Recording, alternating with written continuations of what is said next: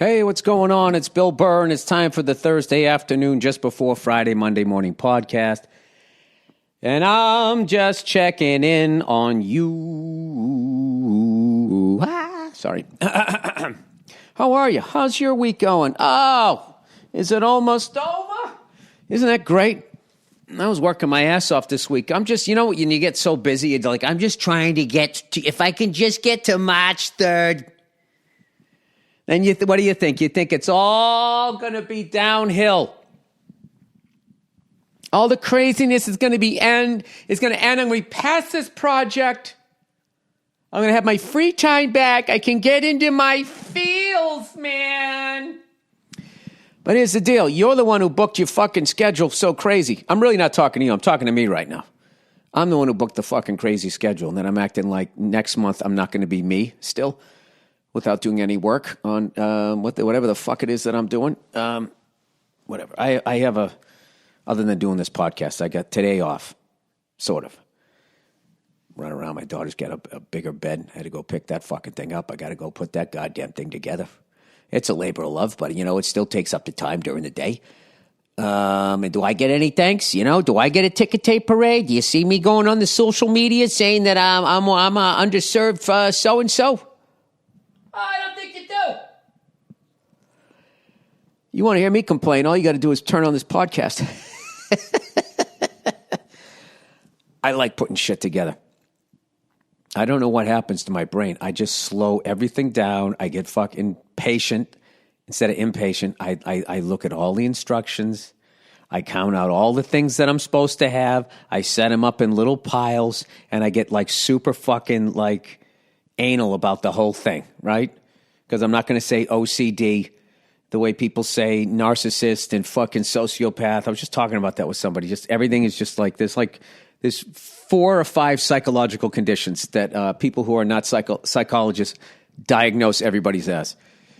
Narcissists, sociopaths, OCD, ADD, and what's the last one? Oh, this is always the toughest one. Family Feud. Yeah, the dumbest family member, the one they had to go last in the rotation. Can you eat up some innings, you dumb fuck? Right?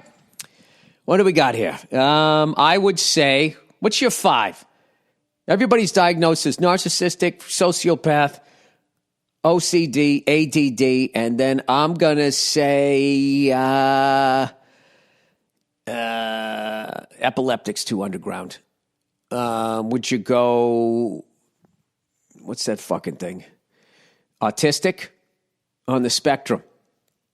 Somewhere on the spectrum. You're somewhere on the spectrum. Wide berth. 180 degrees all out in front of you, right? 270 all the way over to 90. That's what I would say. Most people are diagnosed as that, Except I've never gotten any of those diagnoses. I've gotten borderline dyslexic, and I've also been diagnosed as a cunt. Anyway, I've been all over the map this past month. And I haven't had time to work out. But that shouldn't stop you from living the best you that you can while someone else sews together their clothes and sleeps on a concrete slab in a country that for some reason is considered lesser than. I've still been able to get workouts in. I just do the body weight ones, which is easy for your legs, right? Easy. Squats and whatnot, planks and whatnot. And all that type of shit. And, I've fucking jacked my shoulder a couple of times, but I've been able to just, I don't fucking just freeze it up again. I keep it moving, Oh, shit. You know what? I was watching Real Sports, Bryant Gumble. Bryant Gumble's Real Sports. Bryant, have you talked to Greg lately? Gumble. I was watching his show. That's such a great show. And they were showing this guy that was on, I want to say he was on the Nationals, and he says, I'm good at 2 things, throwing a baseball and pissing people off. And I was thinking, all right, that's something a young person says, But then I actually watched him, and, hey, Nia, you want to come down and do the podcast for a second and talk about Bryant Gumble? So anyway, so we're watching. So it turns out the kid's actually like super, super, super smart. And he's doing all these, he doesn't ice his arm down like they've always told you to do. He does like active recovery or some shit like that. Yeah, that little stick, that wand thing. Come sit here so we can hear you. Watch out for my little my smoothie there. My almond smoothie. Oh yeah, the belt was chocolate. My belt was feeling a little tight yesterday. So anyway, Bryant Gumble. Yeah, right, Bryant Gumble. Got the dad brain here. So we're watching this thing. So we always watch them. They just have these amazing stories, and these guys go out in the field and they get the stories. And then what happens is inevitably is they come back into the studio and they fucking start talking to Bryant Gumble, who for whatever reason seems to have a clipboard or some sort of pad of paper. Like a legal pad. Yes. And a pen. And he's like furiously taking notes. He's like writing it down. And it's like, Brian, what are you writing down? The story's over. It's done. Yeah. They're coming to you with all the information. What are you making notes about? Like, it's just so preposterous. I swear to God, he's writing down like what his assistant needs to get him or like what he wants for dinner that night or something like that. I know, because what is he going to go do a follow-up interview? What is he writing down? Like with his glasses, like just, scribbling it down and being like, all right, so follow up. And it's like, you know what? It's already, I don't know. And then I like how his diagnosis is the diagnosis. Even if the guy says, he goes, don't you think would you say he's a little paranoid? And the guy goes, I would say he's a little defensive. So he's like, sensitive. Yeah, and he goes, a little sensitive. He goes, so paranoid with a small p. It's like, yes, Brian, whatever you say. Yep, exactly. Yeah, write that down on your little legal pad in a small p. It's your show, so whatever you want it to be, sir. You really cracked me up. We were just sitting there watching, listening to the story, and then Nia just looks over and she goes, the fuck is he writing down? Why is he always writing down things? What could he possibly be writing down? It's like damn near a scripted show. Like, I don't understand what the notes are about, but I don't know. Maybe That has to be the joke with the prop people there when they, like, we got to get him his pad and his pencil. Yeah, maybe he is thinking of follow-up stuff. Maybe he is watching these segments for the first time and then sitting down with the people. But I don't think that that's true. Do you know what that reminded me of?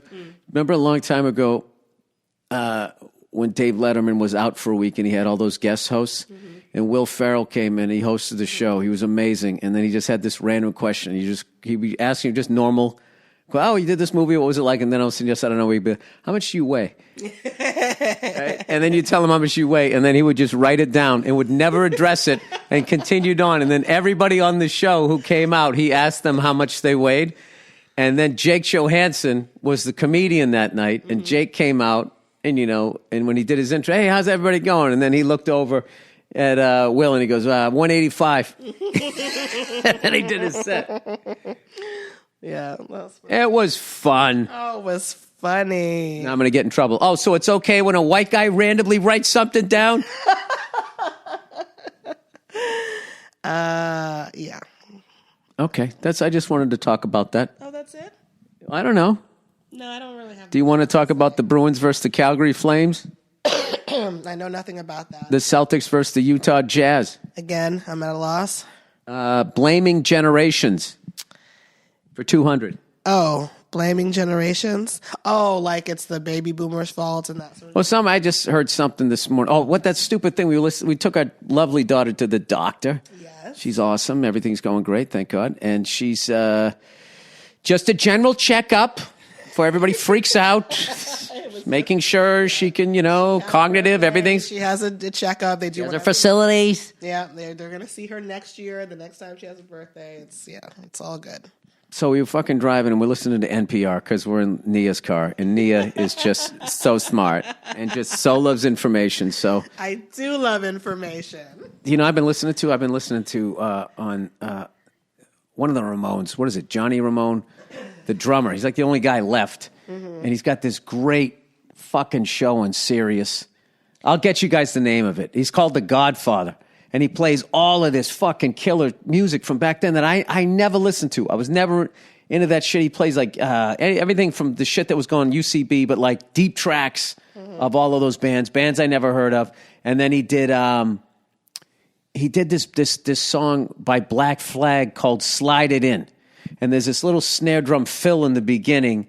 Slide it in. It's a very dirty. It's not suggestive at all. Not at all. So there's a drum fill in there, And I was like, oh my God, I've heard somebody do their variation of that.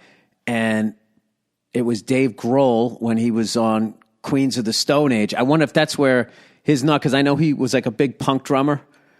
Loved all the punk drummers, and was in a punk band and all that, was into Bonham and all of that stuff. And I remember whenever you say he was into punk bands, I was like, God, I just never got into that shit. So I'm listening to this, and I'm hearing all this great music, which is fucking amazing. It was really good.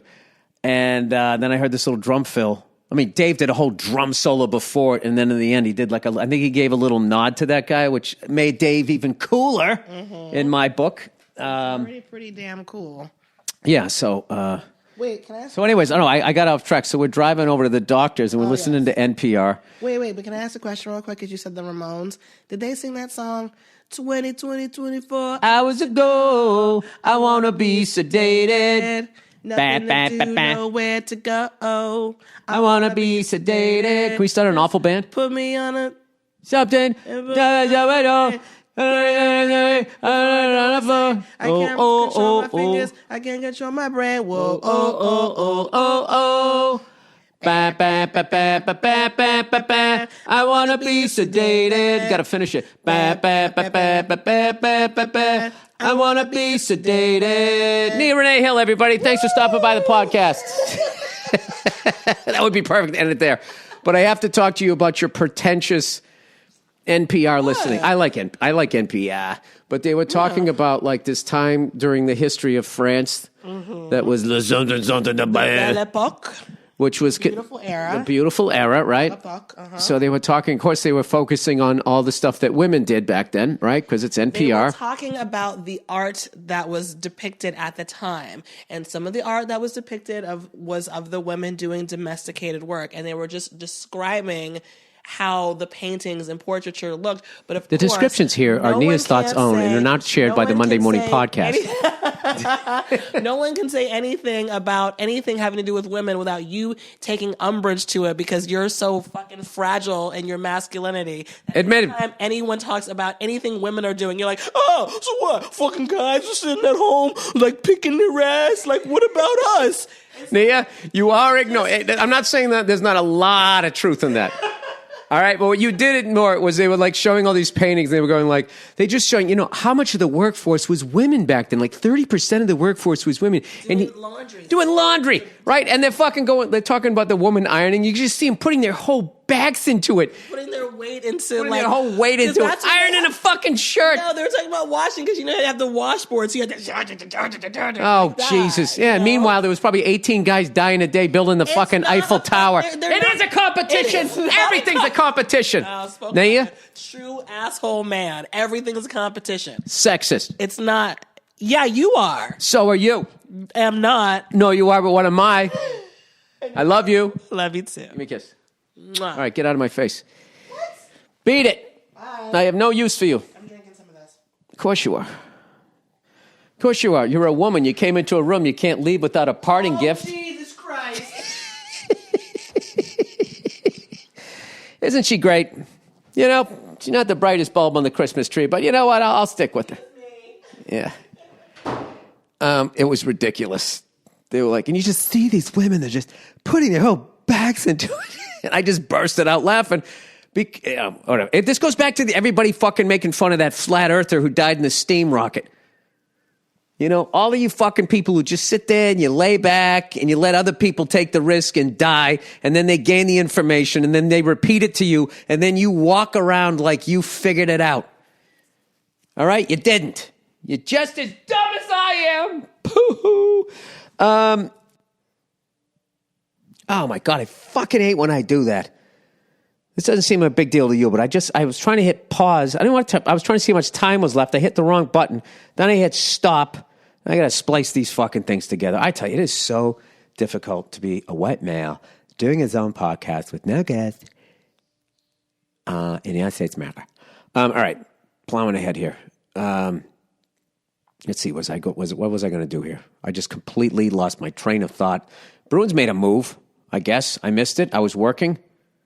I was hoping we were going to get some fucking lunatic to come up and beat the shit out of those fucking one-dimensional St. Louis Blues if we meet them in the finals again. Bruins trade deadline deadline acquisition. Look at me with the big word. Where the fuck did that one come from? All right. Bruins trade deadline moves affect cap. All right, that must mean we got rid of some lower paid people and ended up with a higher salary. What Bruins trade deadline deal means for their salary cap. Oh my God, who the fuck cares? It's been the company mantra since Don Sweeney took over as Bruins general manager in the offseason of 2015.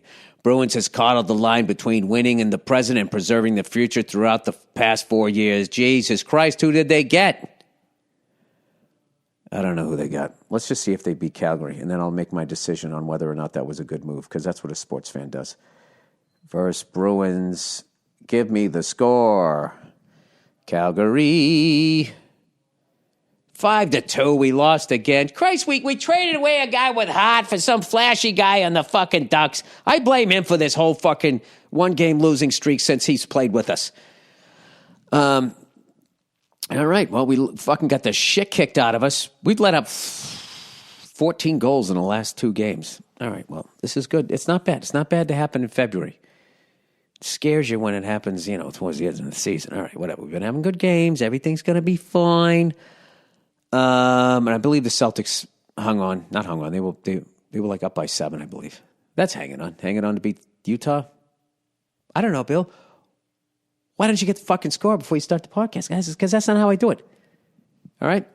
I do have something to promote here. March 10th, everybody, is at the Avalon across from Capitol Records right here in Hollywood. It's going to be this killer show Dean Del Rey's putting together. It is a tribute to the 40th anniversary of the passing of the late, great, arguably greatest frontman in rock history, Bon Scott. Well, you can never say who's the greatest, but he was one of the best. Coming out there, right, with his tattoos back when badass guys got tattoos, no shirt on, fucking belting the songs out, Angus going nuts, Malcolm cranking it out, Mark Evans, Cliff Williams, depending on the era, Phil Rudd, also a helicopter pilot, also the greatest fucking drummer ever. My opinion, as far as just fucking taking the easiest drum beat ever and making 80,000 people lose their fucking minds. Love that guy. And I'll tell you, a very underrated AC/DC album is For Those About to Rock. Came out a year after Back in Black, and then, everybody gauges it by album sales. And I love that album, and I think it might be Phil Rudd's best drumming. I love his drumming on that album. He got a little bit busier, but was still Phil Rudd and all of that stuff. So anyways, it's going to be a tribute to Bon Scott. So what it basically is, it's a stand-up show. Me and Dean are doing stand-up. I imagine he'll have a couple others. Full stand-up show. And then he comes out and basically does a fucking rock concert with all these fucking rock stars. Nikki Sixx was there last time. Steve Gorman was there last time. Just a whole bunch of people. Jesus Christ, I'm blanking on everybody's fucking names. Scott Ian from Anthrax. I mean, it was just a heavy lineup. Dave Kushner from Velvet Revolver. Who else? Come on, Bill. Oh, yours truly. I played drums on a couple of songs, and I'll play drums on a couple this time. It's going to be fucking amazing. Come on down. There's rumors of some really fucking big people coming down, drummers and all of that shit. It's just everybody's got their touring schedules, but Dean knows all of these guys, so it's not going to be, not to shit on what me and Nia just did to that Ramon song, and I apologize to all Ramon fans out there, but, it's going to be professionals, except for the 5 minutes while I'm playing. All right, so, okay, plowing ahead here. Let's read The Art of Simply Safe, everybody. Simply Safe. With home security, there's 2 ways you can go about protecting your home. There's the traditional way, where you wait weeks for a technician to do a messy installation that costs a small fortune. Or there's the other way, Simply Safe. Simply Safe is everything you need in a home security system. It's award-winning protection, 2-time winner of a CNET Editor's Choice Award. Simply Safe blankets your whole home in safety. You get comprehensive protection for your entire home. Outdoor camera and doorbells alert you to anyone approaching your home. entry, motion, and glass brake sensors guard inside. You barely notice it's there. But what's truly remarkable is you can set up this system all by yourself. Anyone can do it. You mean even me? Yes, you. It takes 30 minutes to an hour tops, and there's absolutely no trade-offs to your safety. You'll have an army of highly trained security experts ready to dispatch police to your home at a moment's notice 24/7. And it's only 50 cents a day with no contracts. It's why The Verge calls Simply Safe the best home security system. Visit simplysafeburr.com, B-U-R-R. You'll get free shipping and a 60-day risk-free trial. You got nothing to lose. Go now and be sure you go to simplysafeburr.com. That's simplysafeburr.com. All right, let's get on to what I wanted to talk about here.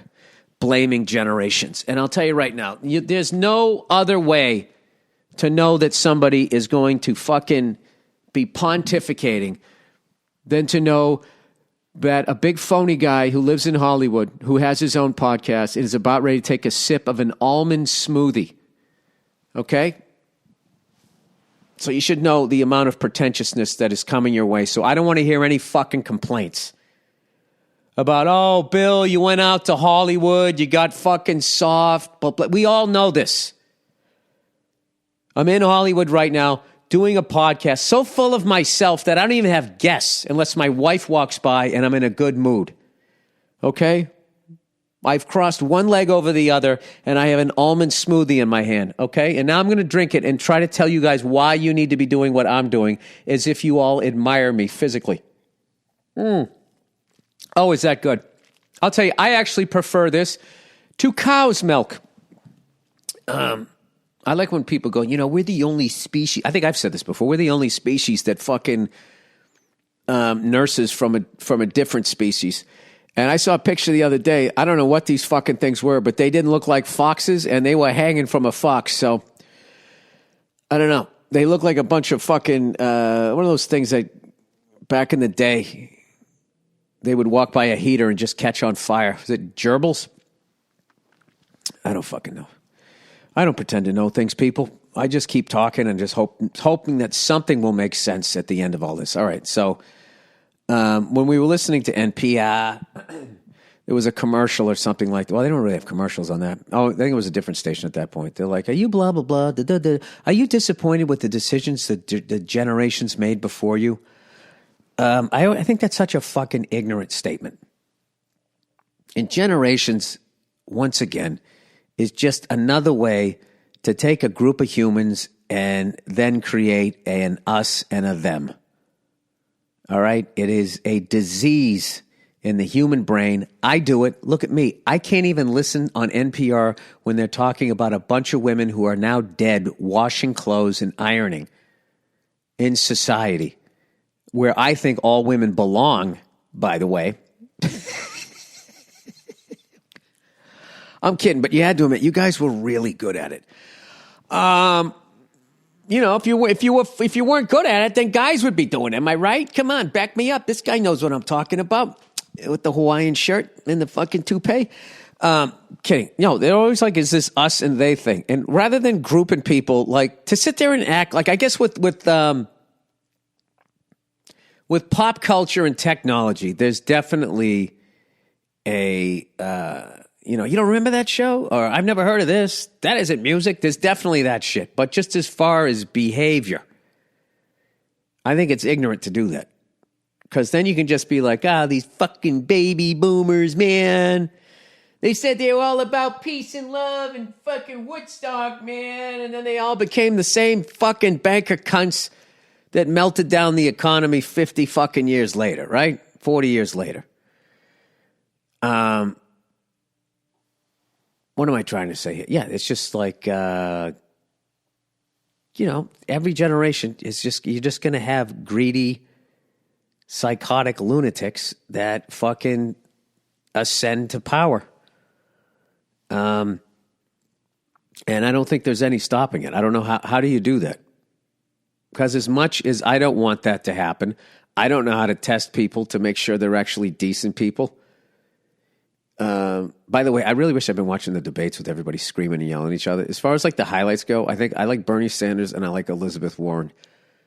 There's just something great about like people of a certain age who just have that vibe. Like, I'm not taking any shit from you. They still have passion. They still got fire. I like those guys. The screaming and yelling and talking all over each other. It's just like, wow, if people wanted to hear that, they'd just listen to my podcast when I have a guest. Right? Anyway, so I'm not blaming fucking generations. It's fun to do it. I do like that they blame generations because being part of Generation X is fantastic because we're just like, nobody even remembers us. Somehow we're not a part of the global warming. We're not a part of the banking. Like no Generation X person ever says, fuck the drinking water. I'm doing whatever it takes to ascend this fucking corporation. I mean, every generation has those fucking people. So, but what's great is right now, Generation X, we just sit nestled in between baby boomers and millennials. I think is there another generation between Generation X and then millennials? I don't even know. But all I know is they're taking all the fucking heat, right? They're like the Houston Astros right now. They're taking all the fucking heat. All the heat. And people just cannot. Some guy on sports radio I listened to, he was just sitting there saying, like, this is the biggest conspiracy in modern time. It's just like, as far as what? Sports? It's not even in sports. You don't think it was a bigger conspiracy when they were losing fans to all the other sports in baseball that they conspired to blackmail cities into making them new stadiums that they then designed them so that the offense would be greater because that's what seemed to be selling the games of basketball and football, more point scoring. You didn't juice up the ball, bring the outfield walls in. Am I crazy? The owners didn't look the other way when they knew everybody was doing steroids and cranking them out of the park, but attendance was higher than ever. And the president of the United States, Bill Clinton, was sitting there watching the home run fucking competition between Sammy Sosa and Mark McGwire. Right? It wasn't a conspiracy to keep it an all-white league for as long as fucking humanly possible. What the fuck are you talking about? The owners didn't conspire back before free agency to fuck everybody and not go past a certain number as much as they possibly could. Yeah, I don't know what they're talking about. Somehow the Houston Astros banging on a fucking trash can. That's the most sophisticated conspiracy that's ever happened in baseball.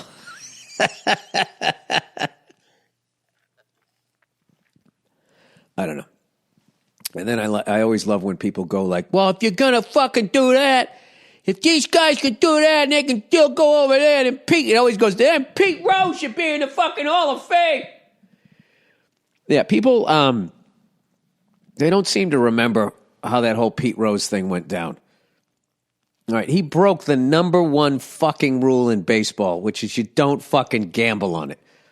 Because that fucks with everybody. Because as much as the Houston Astros cheated or whatever and did their fucking bullshit, that doesn't affect all of baseball. People are just mad at the Houston Astros and are buying tickets so when they come to town so they can go, cheater, right? As you go around that line waiting to make the right turn and at the last second you cut into the line and you fuck over everybody behind because you don't want to wait. Now you're going to yell cheater at these people. Anyways, they yell cheater at those fucking people, right? It doesn't affect the whole fucking game. If anything, it's great publicity. Everybody's talking baseball. Everybody wants to see what's going to happen and watch Altuve and all these guys squirming in their fucking interviews. All right? What happened? The reason why Pete Rose got punished to the level that he did was because of the 1919 White Sox. And they always call them the Black Sox. Because they threw the 1919 World Series. They call them the Black Sox, which it was weird because it doesn't make it seem like they were the Chicago White Sox. They weren't the Black Sox. They make it seem like it was some fucking, Negro League team or some shit. It was the White Sox, all white people on the White Sox in 1919. They threw the fucking World Series. And the league was early on And it made people think that the whole thing was bullshit, or at least they were worried that they were. And that would fuck with all these millionaires at the time. I don't know what they were worth back then. You probably just have $5,000. You probably considered a fucking wealthy man back then. It fucked with their whole business model. And it took someone like Babe Ruth coming along to save the sport. So that became like, we can never have a scandal like this again. And then Pete Rose went out and did it, and then he denied it categorically for like 20 years, 25 years. And then when he finally admitted to it, he goes, all right, I gambled on baseball. Now let me in the hall. That was his apology. Now, here's the thing. I think Pete Rose should be in the Hall of Fame. I definitely think he should be in the Hall of Fame. You punish the guy. The guy absolutely loves baseball. He has a gambling problem. He fucked up. He paid the price. You should I definitely think they should let him in. But I don't think the Houston Astros thing, if they let these guys go, that's like Pete Rose. I just don't. Because what Pete Rose did was, I don't think it would have affected the entire game. But it's more of how baseball looks at that offense. They equate it to what you did, what the fuck the 1919 White Sox did, which almost took down the whole sport. Or they were afraid that was going to. So that's why they've been such sticklers with that. And then also you had a commissioner, I think that in his dying wish or something, that's probably just a fucking theory, an urban myth, wanted people to adhere to that. Because I think it got personal between the two of them, and he just wouldn't admit it, and blah, blah, blah, blah, blah. They had to do all this fucking bullshit. So anyways, I don't know what I'm saying. So I think what I'm saying is you can't blame generations. Pete Rose fucked up. He should have been punished. They should stick him in the Hall of Fame now. Your friend's not a narcissist. He's just into himself. But he's not a full-on fucking narcissist. All right? And, someone can, fucking kill an ant with a magnifying glass, and they're not a sociopath. They have the potential. They could possibly. I don't know. And I'm liking the older Democratic candidate. Wouldn't it be fucking great to see Elizabeth Warren and Donald Trump not listening to each other and just yelling at each other? Or Donald Trump and fucking Bernie Sanders. Wouldn't that be a fitting end to this country? Just the two of them yelling at each other. Two old white guys. I could see a neck move. Whatever the fuck that they would be saying to each other. It'd be, I don't know. I'm weird like that. All right. I didn't even think I said a fucking thing in the last fucking 5 minutes, and I apologize, but I hope I got you through your traffic, all right? God bless you. I'm going to finish my smoothie and stare at myself in the mirror because I'm a big phony here in Hollywood.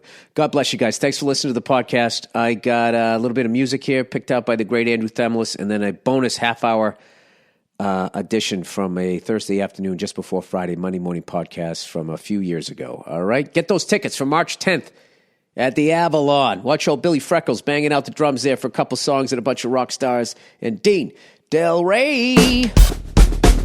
Hey, what's going on? It's Bill Burr. It's the Monday Morning Podcast for Monday, February 27th, 2012. How the hell are you? How's it going? Are you in a good mood? I hope you are. Jesus Christ. I'm fucking brain dead this week. I just did 2 shows at the Comedy Works. I'm still in Denver as I'm recording this here, and I'm laying in the hotel bed.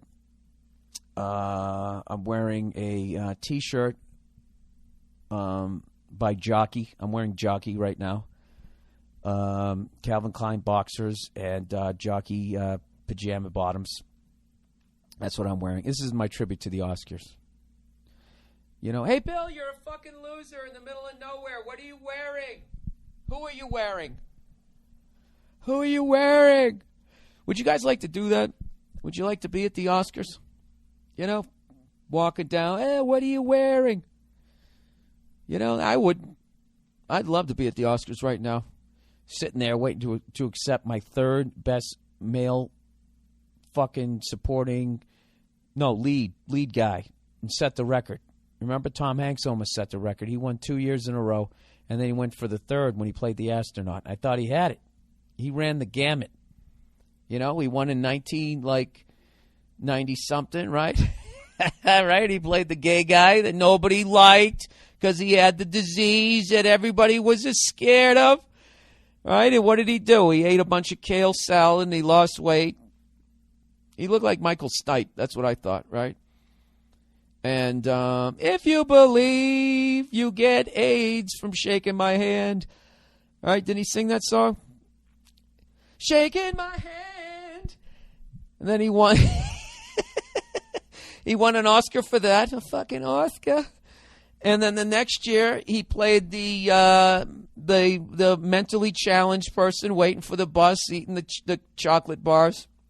I completely didn't understand that movie. And I suffered for a long time because of that movie, because it was one of those impressions. Somebody figured out how to do it, and then everybody could just kind of do it, right? At some point in their act, they had to be like, I love you, Jenny, right? I had to listen to that for fucking 7 years. 7 years waiting for the final couple of hacks to stop fucking doing one of those goddamn jokes. All right? So there you go. He played a mentally challenged guy. He played Michael Stipe look-alike, but it wasn't Michael. All right? And then the next year he plays an astronaut. Houston, we have a problem. Right? Now he's got the fucking American flag draped around him, and somehow he didn't win it. You know? Just didn't make any fucking sense. I don't know. I'm not watching the Oscars tonight. I should probably have it on. Should I? I missed the whole fucking. I don't know. I don't like watching award shows. Watching an award show, that's like going to like your little brother's graduation. You don't give a fuck. Just give my brother the thing, and so I can get the fuck out of here, right? You know, I usually like going to Oscar parties because I just go there and I ruin it for everybody else because I sit there trashing people. You know, trashing these way more successful people than I am. You know, it's ridiculous. God, I'd love to win a fucking Oscar. Go up there and act like I'm humble. You know, I just don't even feel like... I mean, what I just think of all the work that everybody else did so that I can stand here and just be me. This is awesome. If I ever win one, I'm not going to be humble. Wouldn't that be fucking hilarious if you had the balls to just go up there, just walking up there? And the Oscar goes to Bill Burr for Redheads Are People Too. It's stupid music, and then I go up there and I just fucking take it out of some broad's hand. Yeah, you know what? It's about fucking time. All you other goddamn groups bitch moaning and complaining. You know? It's about time they let a redheaded male be an action hero. Sons of bitches, all these years, all the gay people complaining, all the ladies, all the black people. What about the redheads? You know what? This isn't for all the other redheads. This is for me. It's about fucking time. Go fuck yourselves, all of you. You fucked up. You gave me $1 million and I didn't spend any of it. So you know what? I don't need any of you. I'm out of here. All right? I bought some land in Wyoming. I got a fucking gun. And I'm not doing another one of these fucking movies because I don't like doing it 9 times in a row. Okay, could we do it again? Hey, can you go fuck yourself? Yeah, the camera's on. You saw it, didn't you? Why do all of you wear those giant glasses with the black frames? You know, thanks to you guys doing that. Now LeBron James is doing it. And that fucking guy on the Kevin Durant. Everybody's got these... what's his face? The other guy, Dwight Howard's wearing those big fucking glasses. Why are all the NBA superstars dressing like old casting directors? Oh, wait, back to the acceptance speech, all right? So fuck all of you, and that's it. Merry Christmas. That's my acceptance speech. You know, you just need to win one. And no matter how much of a douche you are for the rest of your life, you're like, that's the Oscar-winning douchebag Bill Burr. That's got to be right up there, right? The Oscar's basically the Medal of Honor for pussies. You know, you didn't take out a platoon or hold out a fucking platoon all by yourself. You didn't run up to a tank and drop a grenade in it. What did you do? You pretended to be a guy who ran up to a tank and dropped a grenade into the fucking thing, right? I don't even know what I'm talking about, people. I had 2 shows tonight. The first one was at 4 o'clock this afternoon, right? Because people had to get home to watch the Oscars. Who are you wearing? Why can I see your chest bones? Your tits look like prunes. Eat something. How you like meat, people? Do you like a little fucking girl with little meat on her bones? You know what I mean? Somebody you can fucking throw around the bedroom. Isn't that lovely? What am I talking about this week? What are we talking about? Hey, everybody. How about a nice little... It's time for a commercial, everybody. Do-do-do-do-do-do. Ba-da-ba-ba-da-ba. Hey, do you guys like going to the post office? Well, go ahead. I don't care. I don't have to go to the post office anymore. I don't feel like going to school no more. Me neither. I don't go to the post office anymore. I'm done standing in that damn line behind all those miserable people just to get up to the front to have somebody say, next window, please, and then watch them sit their fat ass in a bunch of those peanuts that they put in the box. You know, in their stupid blue pants. I've had it. I don't like their uniforms. I don't like the looks on their faces. Wouldn't it be phenomenal if somebody came up with a way to bring the post office into your house, into your apartment, into your tent if you're out there still down there in Wall Street, right? What'd they call it? If you're taking over, what was it called? Occupy. If you're occupying someplace, you need to send out a bunch of mass email. All you got to do is go to Stamps.com, everybody. All right? Your time is valuable. You don't have time to go down there and stand with all those other miserable bastards. All right? You want to print out the stamps by yourself? Wouldn't that be great?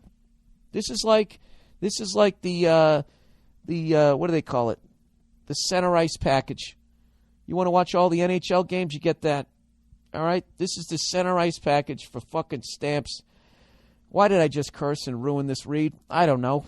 It's what I do. I self-sabotage. But that doesn't mean I don't believe in this product because I use it. All right? This is just going off the rails here. Stamps.com is so convenient. Let's get back to the copy. Buy and print official U.S. postage using your own computer and printer. You can print postage for any letter or package whenever you need it, 24/7. 24/7, people. I'm mailing out all my DVDs. They give me a little scale. I love it. I feel like I'm a little kid pretending to work at the post office, but I'm actually an adult with a real post office, basically, in my own apartment, my own house. Excuse me. All right? So I know what you're thinking. You're just like me. You're selfish. You're like, well, okay, Bill, that's great. But what's in it for me? Where's the special offer? Where's the buy one, get one free? Well, here it comes there, Freddie. Right now, Stamps.com has a special offer for my listeners. My listeners. It's a no-risk trial. No risk, okay? You get a $110 bonus offer that includes a digital scale that you're going to love, by the way. You're going to get addicted to using it like me. And you get $55 in free postage. All right? This is a no-risk trial. They're giving you $55 and a little scale. All right? So sit your fanny on the scale and lick those stamps, baby, because this is a hell of a deal. But only if you go and you use my last name. This is what you do. You go to Stamps.com. Before you do anything else, once you get to the website, you click on the radio microphone at the top of the homepage. You type in Burr. B as in Burr, U-R-R. Okay? That's Stamps.com. Enter Burr. Get your stamps, get your scale, and never stand in that miserable bread line that there's no bread at the front. All right? How was that for a read? All right. Let's get on to stuff that I want to bitch about this week. All right? Now, I know a lot of you guys, you probably think on some level that I hate women. All right? And I got to be honest with you. You're fucking right. I don't hate them individually, but as a group, they fucking annoy me. Because they're always complaining, bitch moaning, and all this fucking crap. Unlike me, who just always brings the sunshine. This is the thing. Whenever it comes down to male-female relationships, what I've noticed on television is that if someone's going to be the douche, it's always the guy. If somebody's at fault, it's always the guy. If somebody's going to pay, it's always the guy, except for the occasional Britney Spears. All right? Who, if I ever see, I'm buying her a fucking beer. Poor girl with that bum-ass husband, right? Backup dancer, sitting around the house, getting fat, sitting in sweatpants that she paid for. You know? She ever went over there and slapped the shit out of him? smashed him on his head with one of her bedazzled high heels, and I was on that jury, I would say not guilty. I would say not guilty. I would say she's a fucking hero that she hasn't done it yet. Here's a story for you. These are the stories. I'm just going to put this out here because I'm really hoping that this is going to inspire somebody to start some sort of legislation or whatever the fuck you need to do to turn things around. Because in this country, there's a major problem. Women are organized and guys are not when it comes to this relationship shit. All right? Oh, you go right ahead and roll your eyes, ladies. I don't give a fuck. This isn't for you. All right? Here's a nice story. I'm going to read one of these every fucking week to fucking people realize what is going on. All right? What is not what is going on. What is also going on. Is every fucking 3 minutes, I got to watch the story about some poor woman who got the living shit kicked out of her by some asshole guy. Right? And you watch enough of those stories and you start thinking, oh my God, women are always the victim. It's not so. Here's a nice story for you. A little story called, Who Knew I Was Not the Father? Do I even need to read it to you? You know where this is going. This happens all the fucking time, but they don't talk about it. You know, it's not considered a major fucking problem. It's because guys are not organized, and we have to start bitch, moaning, and complaining the way women do. All right? Just mentally try and imagine what it's like to have a period, and that's the mindset you need to get in to make change in this country. That's what I think. That's what I think is needed. All right? Okay, here we are. Boys and girls, gather around. Who knew I was not the father? Take one. It was July in 2007 when Mike L. asked the Pennsylvania courts to declare that he was no longer the father of his daughter. For 4 years, Mike had known that the girl he had rocked to sleep and danced with across the living room floor was not, as they say, his. The revelation from a DNA test was devastating and prompted him to leave his wife. But he had not renounced their child because he's a good shit, because he realized that the kid, you know, it's not the kid's fault that her mom is a whore. You know? This guy's a stand-up guy. But he had not renounced their child. He continued to feel that in all the ways that mattered, she was still his daughter, and he faithfully paid her child support. I mean, this guy is a saint. If there's a God, this guy is going straight into heaven. Okay?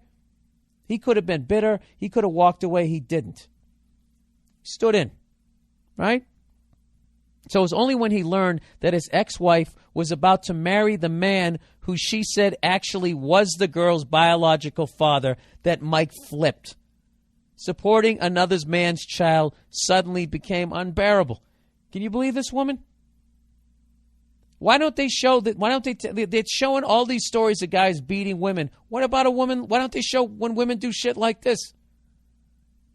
You know, not only did she cheat on her husband, she fucked the dude raw. Not only did she fuck the dude raw, she let him bust it in him. Not only did she have a fucking kid with him, she didn't say shit to her husband. So then this fucking guy, he has to find out. He's sitting there, you know, looking how he looks, and his kid doesn't look anything like him. And she doesn't say shit, so one day he goes to Walgreens, gets a little DNA test, does a little swab of her and then him. Sends it off to You Gotta Be Shitting Me Labs in fucking Colorado. Comes back, finds out it's not his kid. He's absolutely fucking devastated. His goddamn marriage is over, and he's still a stand-up guy. So now this fucking whore goes back with the guy that actually knocked her up. Now they're living together. Okay? Wouldn't you think, despite the fact that she's a whore, that maybe she wouldn't be a cunt too? You know? It's unbelievable. Why not at that point just have the fucking real dad pay? And if for some reason the courts are making this guy go through the motions of writing the check, just take the check, cash it, and give it back to the guy. Why can't you do that? You know why? Because they can never have enough. Do you know how guys can never have enough pussy? Women can never have enough stuff. You ever notice that? Even if they have a one-night stand, they still got to get a T-shirt, you know? They always got to get something. I don't know if I've said that before in this podcast, but it's fucking true. They always got to have stuff, you know? And they got this free fucking money coming. And this bitch has got she's pimping these guys. She's got two guys working for her. Goddamn genius. Also a cunt, but she's a genius of a cunt. Okay? I mean, how dumb is that guy who actually knocked her up? How dumb is he to marry her? Who the fuck marries somebody who was who makes somebody their wife who was already somebody else's wife and fucked around with you? You saw what she did. You think she's not going to get tired of you? You think she's not going to go somewhere else, get some more dick and a little more, foreign spackle between the fucking gams? Unbelievable. So there you go. That's not misogynistic that I'm only reading these stories. What I'm doing is I'm trying to balance out the bullshit that you see it on TV. The bullshit vibe that only guys cheat, guys are dogs, guys do all the fucking bullshit. It's okay? We are equal. Okay? We are equal. We are capable of doing wonderful things like this guy who did the right thing by this little girl, and we're also capable of doing horrific things. All right? Slapping the shit out of fucking women, sticking their heads in the glove box, trying to see if you can get it all the way closed. We also do shit like that. And ladies, right, they can be absolute angels. And they can be a steaming pile of cunt like this woman. So there you go. That's my little fair and balanced reporting for this week. Go fuck yourselves. I've done 2.5 hours of comedy tonight. My new special I'm taping this Saturday night at the Lincoln Theater in Washington, D.C. And let me tell you something, brother. I'm fucking bringing it on this one. All right? I am on a mission to outdo my last two fucking specials. Okay? And I don't care if you cunts don't think I did it. I think I'm going to do it. All right? I have a special. Is it even a special at this point now that Comedy Central has given every fucking person on the planet a goddamn special? I'm going to call this one, it's a stand-up standard.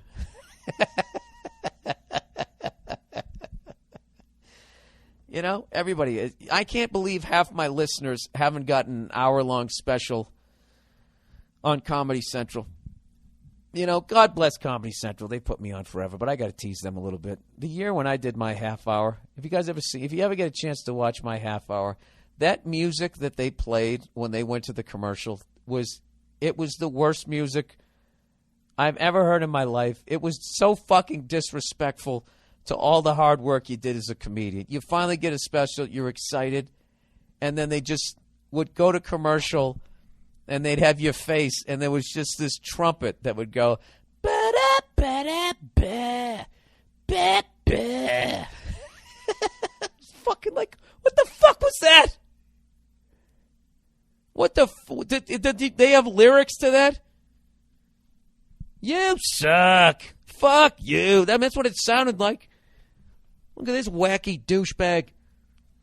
It's just, you know what I mean? There's just no respect for it. So anyways, I'm taping this special. I'm doing two on Saturday night. And I am beyond fucking ready.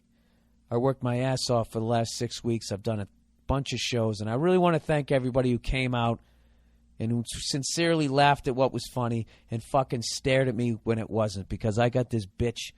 It's ready to go. It's ready to go, man.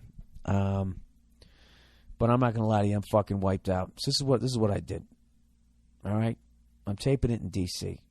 I live in Los Angeles. Okay, do the nautical fucking miles there. It's a horrific flight that I've done a zillion fucking times. All right, I'm fucking over it, mate. Yeah. So I bought a coach ticket and then fucking used my miles, which is something I never do. I never use my miles. Don't ask me why. I get a bunch of miles.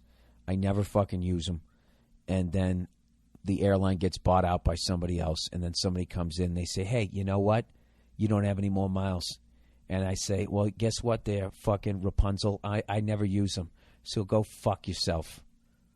All right, you got anything else to tell me? Don't fucking call me up and tell me what I have and I don't have. I have enough in my life, and I don't need you or your fucking miles. All right? Go fuck yourself. So I actually used my miles. I bumped myself up to a first-class fucking ticket. All right? And I'm going out there stone fucking sober. And when I come back, I'm drinking on that flight, baby. And they're probably going to have to land in St. Louis because I might be the next guy to take a shit on the food cart. That's how drunk I am going to get because I have done so many shows. If I have to do this hour one more fucking time, I'm going to kill myself. I'll be fine by next Saturday. Nobody wants to bomb when the cameras are on, so that nervousness, you know? But as far as this hour, I absolutely love it, but I'm walking away after this week. I've had it. I'm walking away like De Niro in Heat. And then I get to start the wonderful process of a whole new fucking hour with everything that I've learned from this hour. So I want to thank everybody who's gone out and bought tickets and all that type of shit. And everyone who's gone to Amazon.com. That's fucking blowing up, man. You guys are doing such a wonderful thing for me, for the people other person who works on my podcast. I'm able to pay him now, nice amount of money. And then 10% of everything that goes to Amazon.com is going to the Wounded Warriors Project, and which is leading me to have a nice relationship with them, which is going to lead to more cool stuff. So thank you. So if you're new to my podcast, this is basically it. If you go on Amazon.com, if you're going to buy something, I'm not saying to fucking buy anything. Relax. But if you're going to, just go to my podcast. Go to my website first. Go to BillBurr.com. Click on the podcast. On the right-hand side, you'll see the link to Amazon.com right underneath the iTunes. You click on that, and then I'll get credit for driving traffic there. They'll give me a little bit of kickback. It doesn't cost you a fucking thing, right? They give me a little bit of a kickback, and then I take 10% of that, give it to the Wounded Warriors. So you donate to my podcast, and you help out veterans who fought for this country. All right? And you get a free fucking podcast and whatever the hell you bought on Amazon.com. I mean, Jesus Christ, how much more do you need to win? You know? God, some people are so selfish. Somebody's actually sitting here right now going, is that it? Is that all I get? You know? And if you are, be that way. I don't give a fuck. How far in am I? 23 goddamn minutes. 23 minutes into this podcast. All right. I had an unbelievable weekend out here at the Denver Comedy Works. I didn't booze until Saturday night. Boozed one time. A friend came by. I made some new friends, and we drank not too crazy, you know, couple two or three shots, you know, a little surf and turf, as they say. And then I came home. I called the lovely Nia.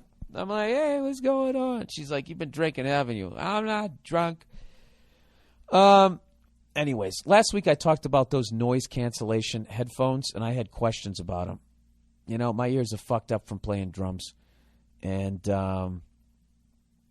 you know, I wanted to get those noise cancellation things, and I had a question about as far as, like, if you're wearing those, are they actually protecting your ears, or are they just tricking your ears into thinking they're not hearing anything, but they actually are hearing it, but they can't register it, so you're still fucking up your ears. So somebody who I don't know what their background is putting me at ease. Says, Bill, just in case no one has answered this question adequately, yes, the answer is no. Noise cancellation will not fuck up your ears. Well, this guy sounds like a pro. The principle behind noise cancellation is called destructive interference. The destructive part is the key here. Applying one sound wave, which is out of phase with another, will quite literally neutralize the sound, producing a dead or quiet zone. So it's not that you just can't hear the noise that is messing up your ears. It's that it isn't there at all anymore. Well, fuck it. I want to get some. Who makes the best ones? Let me know. Tell me who makes them, and I will buy them. And I'm gonna start asking more of these questions, because I have one for you. I fly all the fucking time, and you know what was killing me is that there's no more supersonic jets. Whatever happened to those Concords? Can you, like, buy the other ones that didn't crash off of eBay? You know, they got to be sitting somewhere. Some billionaire probably has it. Can you imagine that? If you had a private jet the size of a commercial jet and it could fucking fly at supersonic speed. You know? That was a dream of mine that never happened. I always wanted to fly to Paris on the Concorde. You know? I wanted to be there and hear that fucking, you know, when you break the speed of sound. What is that wall of vapor that forms right when you break the speed of sound? Can somebody explain that to me? That is just like, that's the closest thing that I've ever seen to anything in Star Wars. Like literally being true. The fact that you go faster than sound. You think about, I mean, what's the speed of light's the next one? I mean, that's a huge fucking jump, but that's fucking unbelievable. I'm too fucking stupid to even ask the question. You know what I'm asking. Can somebody help me with my scientific background? I really would like to be able to explain shit. I just don't understand it.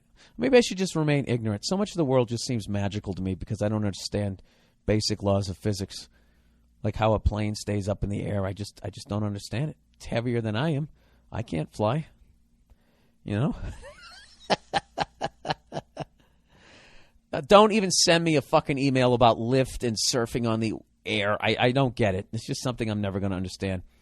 All right, last week we talked about a shitty neighbor. This is going to be a short podcast, everybody. I don't know what to talk about. I'm burnt out. Shitty neighbor and how I handled it. Hey, Bill and the lovely Nia. Love the podcast. My wife and I have an awful downstairs neighbor that has a long history of randomly threatening people, much like the asshole's neighbor in last week's podcast. We ignored him until one day he banged on the floor and scared the piss out of my sweet little mother-in-law who was visiting. Yeah, they always seem to like to pick on women. You know? Fucking pussies. I stewed for an hour until my mother-in-law left, and I went down there and basically dared this guy to punch me. That's awesome. Because he has to hit you first, as you noted. That's right. That's right. But I don't know what happens if you ask somebody to punch him in the face. Then, I mean, isn't he just kind of helping you out there? I don't know. There's so much shit I don't understand. Obviously, he didn't do anything because he's a fat creep who sweats butter. That's why I had the confidence to challenge someone to fisticuffs for the first time since grade school. So nothing happened. Just a lot of yelling, but he did sputter. Next time I see you, I'm going to kick your fucking ass. Oh, I love that. Next time I see you. What, are you busy right now, fatty? What do you got to do? What, you got a couple more fucking steakums on the stove you don't want to burn?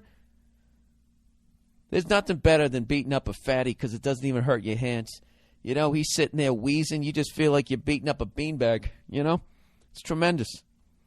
I'm not advocating it. I'm not advocating beating down the obese. I'm just saying to do it if they're assholes, if you want to. It's your choice, ladies and gentlemen. So I started laughing, and he slammed the door in my face. That's perfect. Next time I see him, he kick my ass. He just laugh in his face. Oh, that poor fat bastard. I bet he went in there, ate a burger while watching a porno jerking off. He was so depressed. So whenever I see him now, I stop and laugh and ask him, is it time for you to kick my ass, tough guy? Oh, this guy's brilliant. I hope the person from last week is listening because this guy's doing it. He's doing it perfectly. He says, I've even seen him hide in his car to avoid talking to me. So your advice, Bill, has worked great. Oh, it's my advice? Wait a minute. Did I read this wrong? Did you just fucking do this? Oh, look at this. Did I help this guy out? Thank God. So laughing is working out for this guy. What the fuck is it? Oh, Jesus Christ. Now I scrolled down. Come on, Bill. So whenever I look at him now, I stop and ask him, is it time to kick my ass? And he says, tough guy is the key phrase because it's so condescending. As for Nia's advice to win the heart and mind of the guy's wife, which I also thought was great, my neighbor has a high school-age kid that sometimes visits. I don't know what the relation is, but whenever I see this kid playing soccer outside, I say hello, crack a joke, ask him about Real Madrid because he always wears their gear.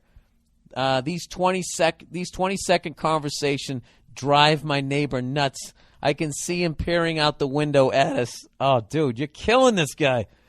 The neighbor has been emasculated, neutralized. The cops never got involved, and I never even had to ground and pound with a greasy retiree. Bill and Nia equal perfect advice. No wonder you guys are such a good pair. Oh, isn't that nice? Dude, this guy killed it. I don't know if we told you all that last week. I think you had a natural talent for that. So there you go. Laughing, calling somebody tough guy. What I love is you've made this guy's life so miserable that not only does he's not even knocking on the ceiling anymore, he actually hides from you. Oh, and the shame. So you know what that means is this guy fantasizes about what he wishes he could do to you and he can't, which makes him even more miserable, which probably makes him eat more, which makes him fatter. You know? Which is one day going to neutralize the entire problem because he's going to be too fat to lift that roast beef of a fucking arm up to even hit the ceiling. You know? Oh, wow. Anyways. Dude, my lips are so fucking dry right now. It's ridiculous. And I'm one of those guys that believes in that urban myth that if you use chapstick, there's something in there that makes you addicted to it. And that your lips, you know? It's like if you're constipated. You know what I mean? And you keep taking those pills so you can shit. If you do it too much, your body just goes, oh, we don't need to make whatever the fuck it is that we make to make you be able to shit. And then you got to take them. You know? You never take, if you're constipated, you never take those pills. It's very simple. You just do it how the Romans used to do it. All right? You wade into a stream. All right? You face your ass upriver. You stick a reed up your ass.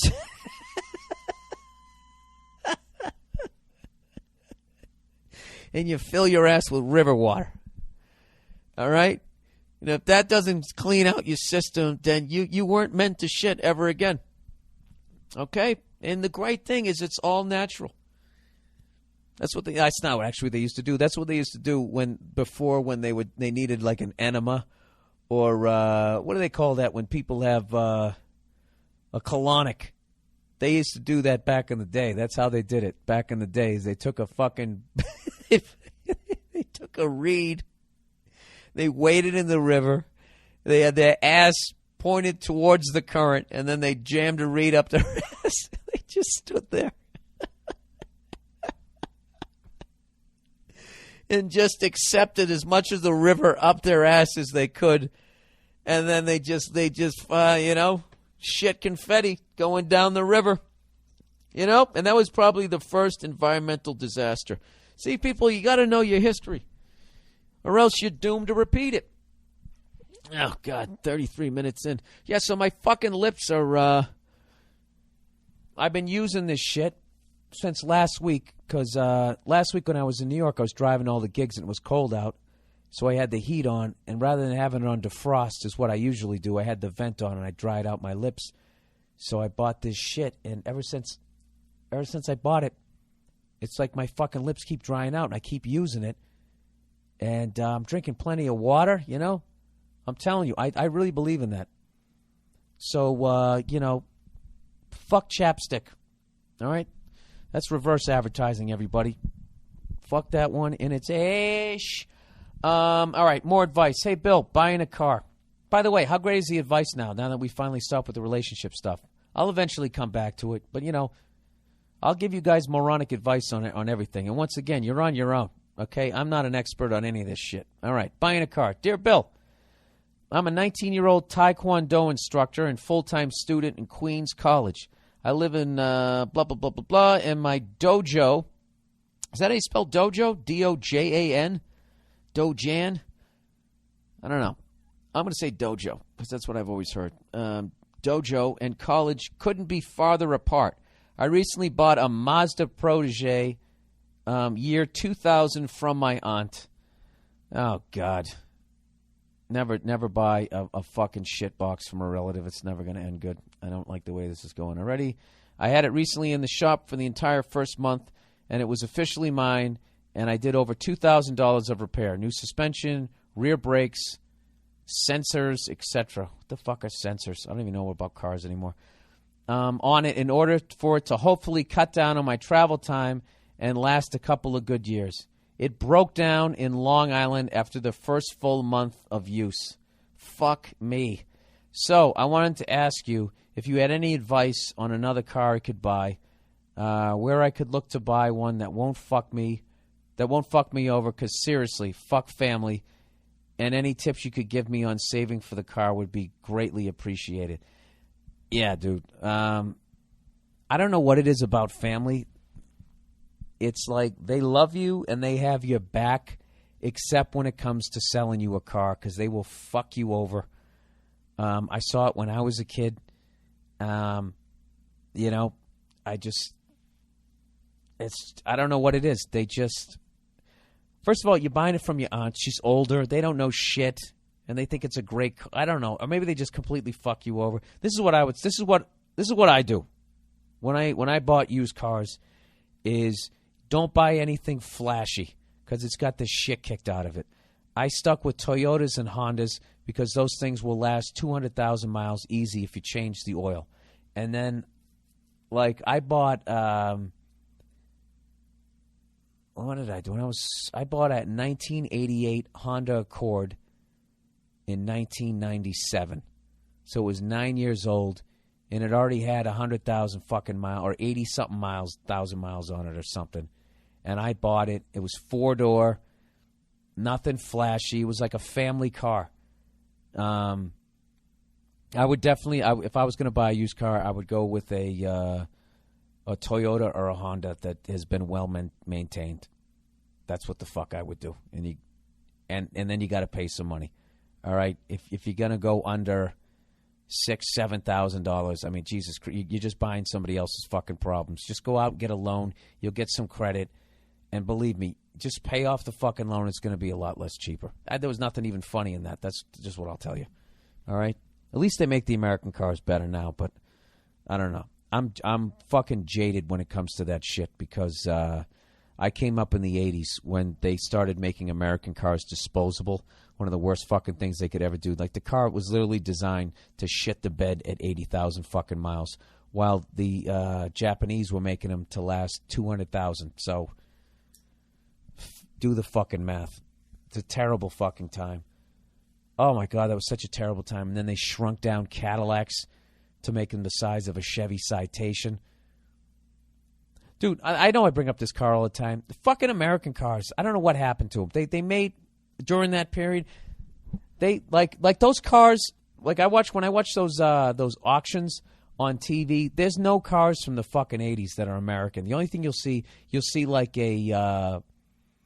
like the Buick Grand National. There's one that was the top of the line one that like to this day can beat most cars. You know, just a fucking badass looking car.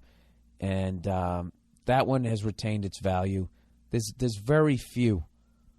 But, like, I don't even know what a fucking Impala looked like in the 80s. No one gave a fuck. But Impalas from the early 70s all the way back to, like, 1958 and 59. Everybody loves them. I don't know. So they made this Chevy Citation, and they forgot to put the fucking radio in. So they had to turn it, like sideways. I'll try to put a picture of that up on the website. But, I don't know. Yeah, that's my advice, dude. I would go with a Toyota or a Honda, and I would pay like $7-8 grand for the fucking thing, and I would buy it off somebody. And don't be afraid if it has like 100,000 fucking miles on it, because if somebody maintain it, that thing can go 300,000 miles. You know, that's what I would do. All right, good luck to you, and don't buy it off your fucking relatives, because they'll fuck you over as you've seen. All right, there you go. That was like a public service announcement there. Advice. Hey, Bill, I love your comedy. Really do your podcast. I look forward to it every Monday. All right, it gets me. Jesus Christ. Okay, I want to ask you some questions. Well, ask it. I'm 25 years old and have been married for 2 years to a great woman. No kids yet. We live very close to all of her family, parents, grandparents, cousins, all of them. Oh, Jesus. Yeah, absolutely. That can be a fucking nightmare. All right? You better have the ground rules down. All right? And be like, listen, I know your family fucking lives right around the corner, but this is my fucking house. All right? It's my fucking house. They only come around on the holidays. They don't just show up like Kramer on Seinfeld. Be none of that. So anyways, her grandmother is planning this big 3-day-long family reunion this summer, and as much as I love my wife, I would rather take a shit on a hooker's toilet than go to this thing. Yeah, absolutely, dude. You're surrounded by them. I spend far too much time with their family as it is, and worst of all, I think it might conflict with when you come to do a show in my hometown. I told her today that if her reunion is the same weekend that you come to town, that I will just have to skip the reunion. Good man. She let me have it for about how important this is to her. This is what they do. This is what they do. How her family comes first, and if I was a good person, I would go to the reunion, and then she started to cry. Oh, dude, she hit you with both barrels. Both barrels. Dude, this is so fucked up. I'm actually going to whisper, and my lovely woman is fucking 4 states away. I had this fucking argument. Fucking a week ago. All right? Oh, my God. You got to get to the post. You got to get to the mailbox first and look for those fucking wedding invitations. All right? And you get that, and you just rip it up and fire it over the fucking fence. All right? I didn't do that. All right? I saw it. I knew it was an invitation. And she gets this fucking invitation to go to a goddamn wedding. All right? In the middle of fucking nowhere. All right? And I said, I'm not going. I'm not going. And then she starts telling me how important these people are to her. And I said, give me a fucking break. They're important to you? I've never heard you say their names. I don't even recognize these names. How can this be important? How can they? And then she starts saying, she just did the exact fucking same thing. Short of the crime. You know, I would think that you would want to go with this to me. This is important and blah, blah, blah. It's like, sweetheart, I spend my life in airports on airplanes. I don't want to go to an extra fucking thing. Okay? Tell them to put it on Skype and I'll sit there and watch it with you. I don't want to fucking go to it. All right? So, let me ask, do we ask them to go to any shit? Like, I would never drag my girl to a football game. She hates it. But I said, this is really important to me. And if you were a good person, you'd go and tailgate and get drunk with me. It's fucking ridiculous. I don't want to go. So anyways, and then she started to cry. He said, I have got a lot of this shit since I got married. Yeah, I could tell you that, dude, because you're 25. You know? You're 25. If you're 25 and you get fucking married, a woman is going to be 10 years beyond you just knowing how to fucking roll over you in a relationship. But not all is not lost. All is not lost. Let me finish this. If anything happens in her family, I have to be there, even if it's as small as her cousin graduating from the 3rd grade. I'm sick of it. I mean, I really hate doing stuff like this. She knows I don't like it, but if I was just to flat out tell her I hate it, it would break her heart. All right, so you're a decent guy, okay. I would hate to do that because she's my wife and I love her. All right, so you're a good guy. Thinking about her, okay.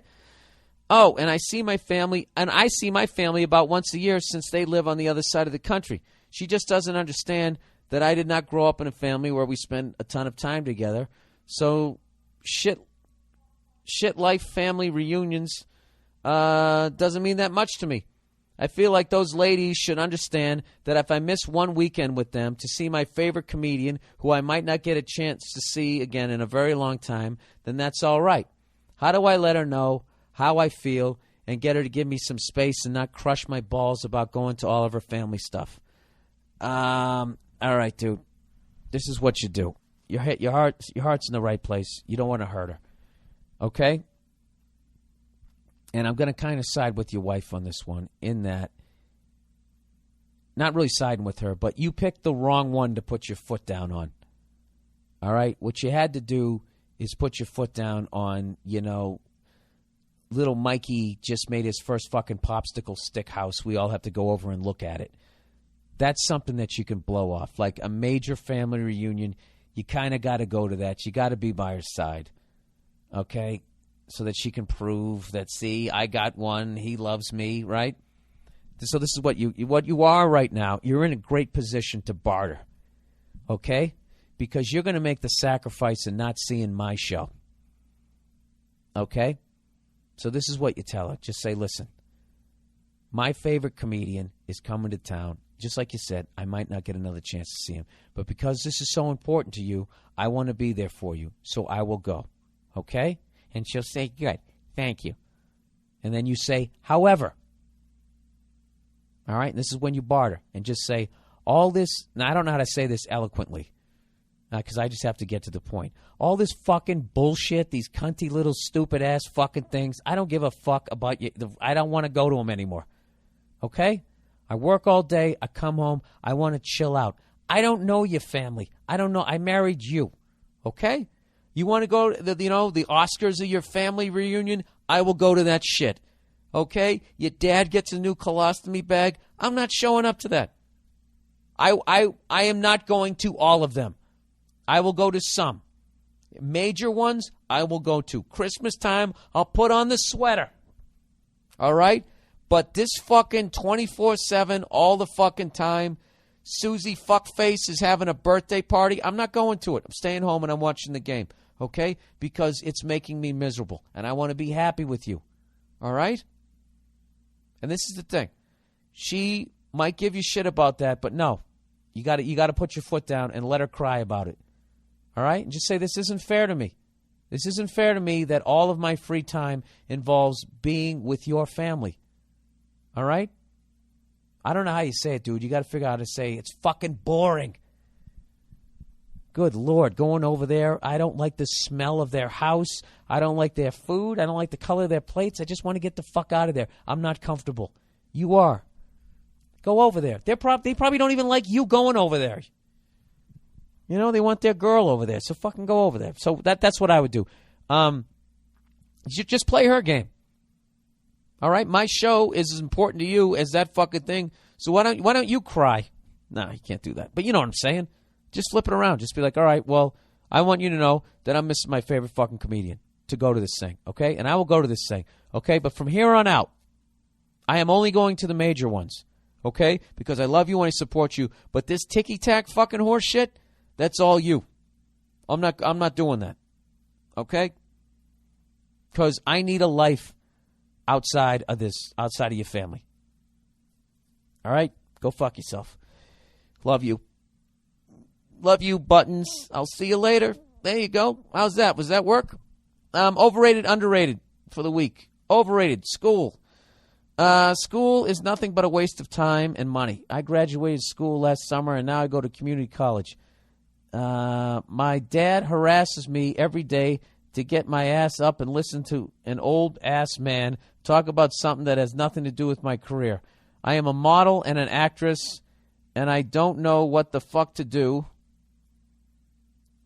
with 2x plus 4 equals 8. What does that have to do with me remembering my lines? I swear I hate that place so much.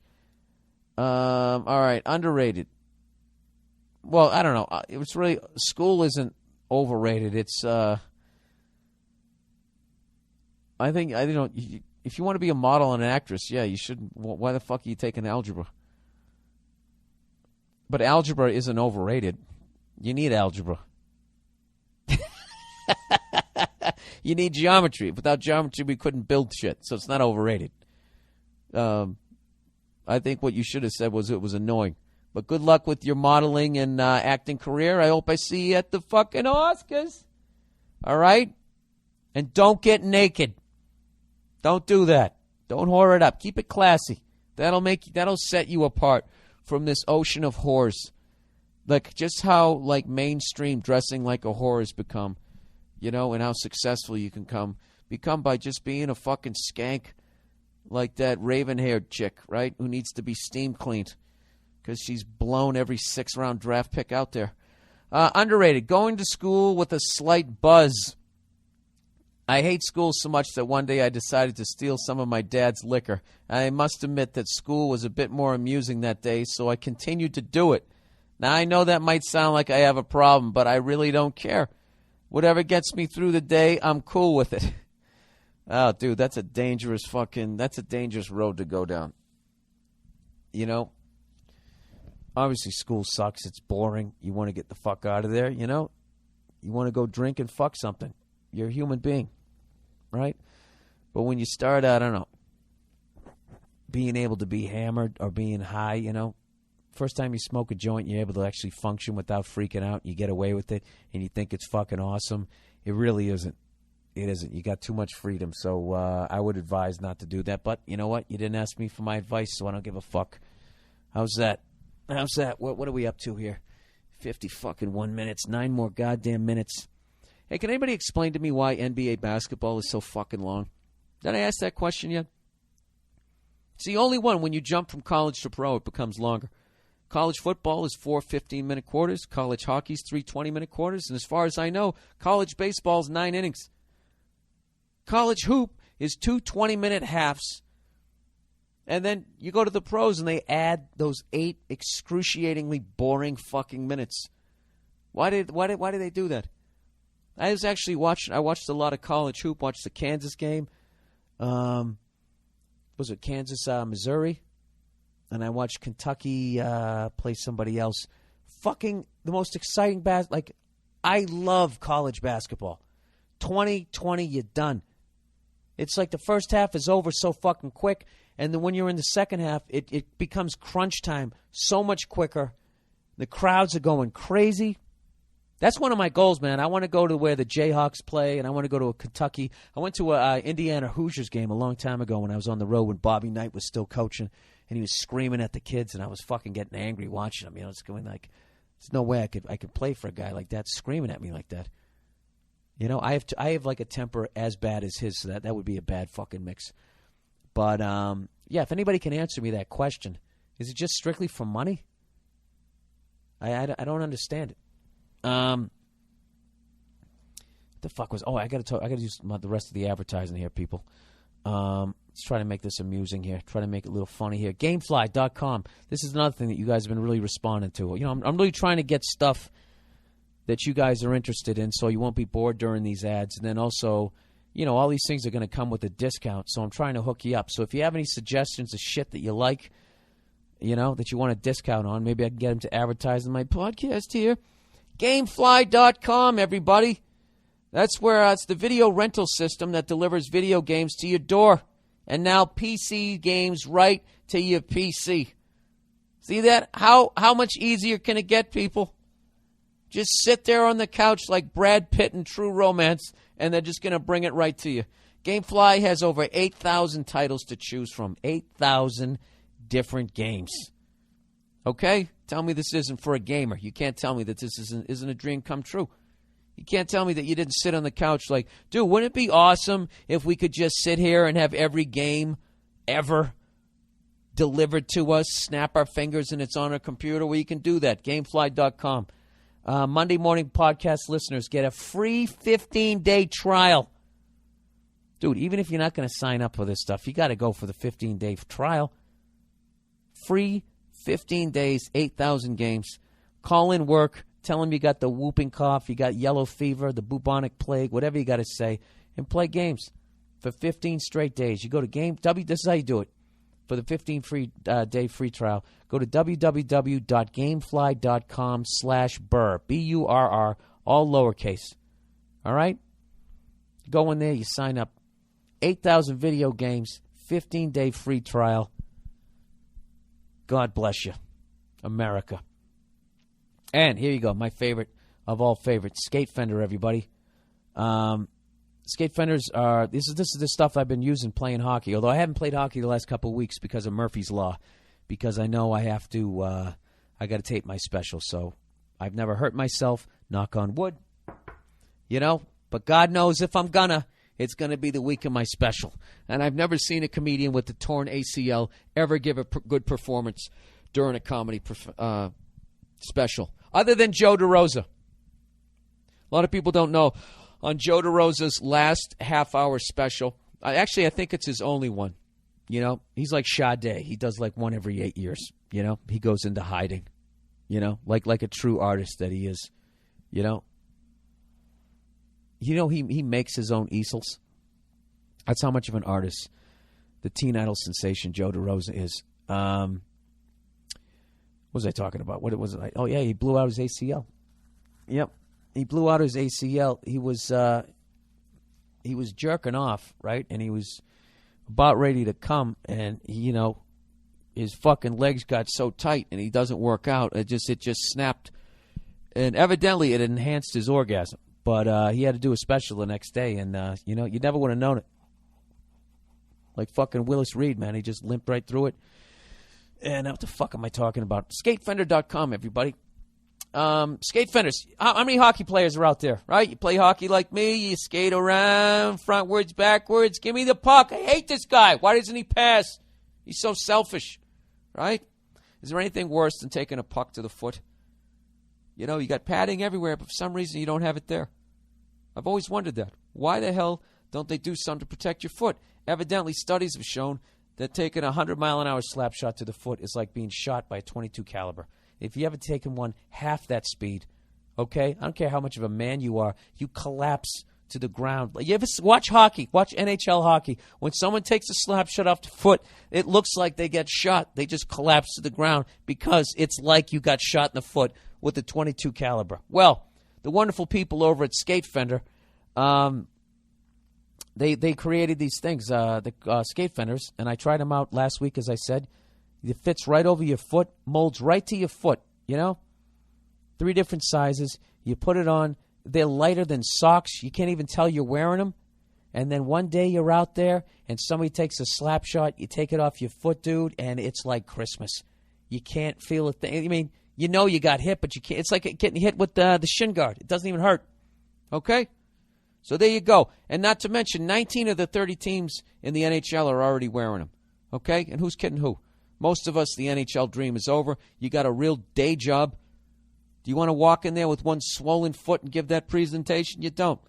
All right? Be the first one to get them. All right? And this is what you do. It's affordable for all players at all levels. And if you use the Bill Burr promo code, you will get $5 off. What is the promo code? Where the hell is it? It's effective in reducing painful, debilitating impact injuries. Do I have the thing? Used by professional teams, including the Detroit Red Wings. Where the hell is my promo code? I don't know. I don't know what the hell it is. But if you use it, you get $5 off. Who cares? Just go there. Protect your damn feet. I'm using them. They're tremendous. And if you notice on my special, I will not be limping because I wear skate fenders. All right? And that's it. That's the podcast for this week, everybody. I got a great feeling about this special, everybody. I really do, man. I'm going hard. I'm not holding back. And I think I got it, man. I got that perfect balance of going off on shit that nobody gives a fuck about, you know, neutral, whatever. I got some bunch of self-deprecating shit. I got some silly shit. I got personal shit. And then I got a nice fucking rant. You know, it's like a great meal.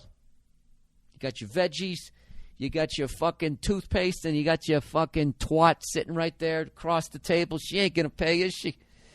Huh? Stop acting like you're going for your wallet like you're going to pay. Yeah, that's something I never pulled. You know, back when I used to go on dates, you know, when I slicked back when I had a full head of red hair, and I'd slick it back like Clark Kent, you know. I did that too, you know, like Superman. You know, when I did stand-up, I parted it on the left side, and when I went on a date, I was on the right side. You know, and wasn't even funny. I don't know what the fuck I'm talking about. What am I talking about here? I got a special coming out, everybody. I'm taping it next week, and I'm fucking ready to go. All right? I got a new button-down shirt. I got a pair of jeans and some new shoes, and I'm fucking doing this thing. All right? I'm going to fucking do this thing. And then I am drinking on the plane, and we're landing in St. Louis, and I'm going to be taken off in cuffs. That's my game plan for next week. All right? So you guys go fuck yourselves. Well, before I say that, thank you for doing all this stuff. I really appreciate the everybody going to Amazon.com. It's such a great thing to be able to, you know, make a little money on this podcast and then actually do a good thing with some of the money. You know what I mean? I'm not going to lie to you. I'm keeping most of the money. All right? And I'm saving up for one of those new Roland electronic drum kits. That's my next thing that I'm going to buy. Although I have to get that by Nia. Where are we going to put it? It's too big. I know, but it's fun. Oh, you know what? I actually bought a new drum pedal. I'm going to let you guys know about this thing because I've been trying to do that JoJo Mayer thing. I'm getting back into that, trying to get my bass drum speed up. I just want to be able to do 3 in a row fucking solid and really quick. You know what I mean? I just want to be that guy when people listen to you play. Like, you got a double pedal? No, I don't. That's 1 foot. Huh? That's 1 foot. And then I can do that other thing. You ever see that shit where people just do that little rocking back and forth and they get that hi-hat splashing sound? All right, that was for the 3 drummers who listen to this fucking thing. All right, that's the podcast for this week. Go fuck yourselves. Don't take any shit. I'll see you next week, and I'll let you know how this special goes. And I'm going to be on vacation for 4 days. 4 days I am off, and then I am working on some other project that has nothing to do with comedy. If you live in Los Angeles, and you'd like to watch me bomb trying out my new stuff all during March, you'll see me. I'll be dipping in and out of the Comedy Store on Sunset. That is it. Hear the excitement? I'm ready. I'm in the whatever the fuck you say. I'm ready to do this. And I'm babbling because I'm that excited. All right. I'll talk to you next week. I'll let you know how it goes. I already said that. For the love of God, shut up.